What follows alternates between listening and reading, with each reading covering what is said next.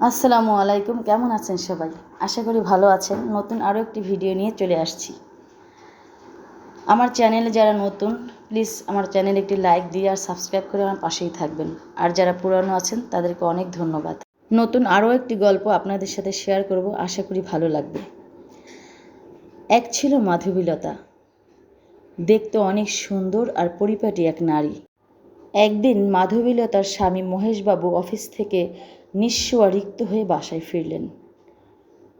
মাধবীলতা দৌড়ে তার স্বামীর কাছে গেলেন এবং বললেন, কী ব্যাপার, তোমার মুখটা এরকম কালো হাড়ির মতো ভার করে আছো কেন গো? বাজার থেকে আলু পটলের পরিবর্তে পোড়া বেগুন নিয়ে আসলে বুঝি? তখন মহেশবাবু উত্তর দিলেন, আজকে অফিস থেকে বড়বাবু আসছেন বাসায় চা খাওয়ার জন্য, আর বাসায় তো দুধ নেই, আর আমার পকেটের অবস্থাও ভীষণ টাইট। তখন মাধবীলতা বলল, আচ্ছা এই বুঝি, তুমি বড়বাবুকে ড্রয়িং রুমে একটি পেপার ধরিয়ে দাও আর বাকিটা আমার উপর ছেড়ে দাও। এ কথা বলে মাধবীলতা রান্নাঘরে চলে গেলেন। রান্নাঘরে গিয়ে সামান্য ময়দা, চিনি আর কিছু এলাচের গুঁড়ো দিয়ে তৈরি করে ফেললেন শাহি মালপোয়া পিঠা। আর চায়ের পরিবর্তে তৈরি করলেন পাকা আমের ঘন লাচ্ছি। বড়বাবু লাচ্ছিতে চুমুক দিয়ে চায়ের স্বাদ ভুলে গেলেন, আর রাজকীয় মালপোয়া পিঠা খেয়ে সে তো একেবারে অবাক হয়ে গেলেন। পরের দিন যথারীতি আবার মহেশবাবু অফিসে চলে গেলেন।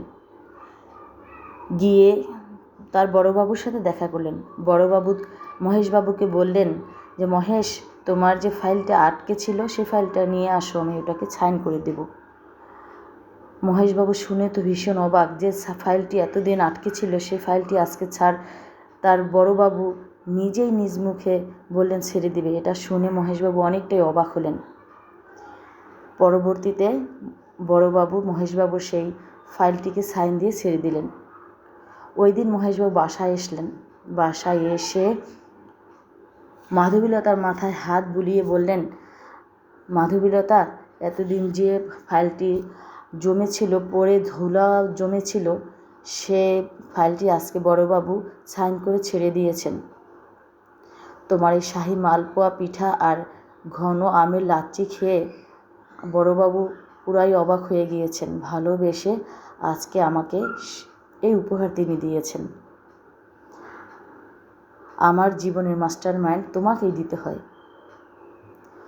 তখন মাধবীলতা মুচকি হেসে স্বামীর কাঁধে মাথা রেখে উত্তর দিলেন, মিষ্টি হাসি ও সুন্দর চেহারার সাথে একটু রান্নার জাদু থাকতে হয় নাকি? এই কথা বলে দুজনে আবার ঘুমিয়ে পড়লেন নিশ্চিন্তে। পরের দিন উঠে মহেশবাবু হাসি খুশি মনে আবার অফিসে চলে গেলেন। এভাবে তাদের দিনকে দিন চলে যাচ্ছিল। সেদিনের পর থেকে বড়বাবু প্রায়ই আসতেন মহেশবাবুর বাসায় এরকম টেস্টি আর সুস্বাদু রকম খাবার খাওয়ার জন্য।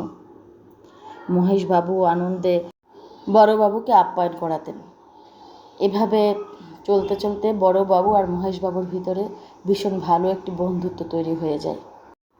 একদিন মহেশবাবু মাধবীলতাকে বললেন, মাধবীলতা, তোমার মতো যোগ্য আর দক্ষ নারী যে পুরুষের জীবনে থাকবে, সে পুরুষের জীবনে দারিদ্রতা আর অভিশাপ কি থাকতে পারে?